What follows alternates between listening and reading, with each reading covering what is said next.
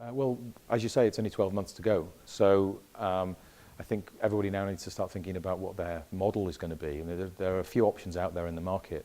And I think that now this is a perfect opportunity because we have a gap in some regulatory things that are going on, which will enable organizations to take a little bit of time on this. And we estimate that it's an 18 to 24 month process from starting your T2S project to executing it.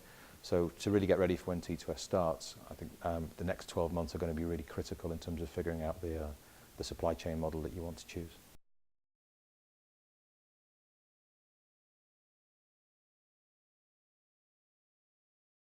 Well, I think that what we've experienced in the last 12 months is that people have been leaving things to the very last minute to make decisions.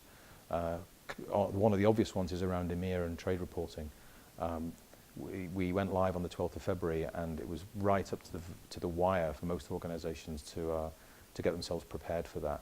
So I think that consumed a lot of people, but also people are consumed with their general cost management and everything else. So there's a lot of distraction at the moment, but with T2S so close now, I think people need to make space in their schedules, either development or planning schedules, to get ready for it.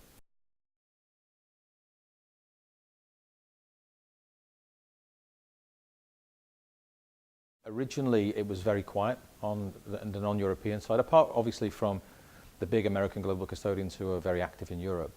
In Asia, it was very quiet. In the Middle East, it was very quiet. But I would say in the last 3 or 4 months, people have started to recognize that although they're not physically located in Europe, they have huge investment portfolios in this market, and what decisions they make can affect them from a risk and from a cost point of view.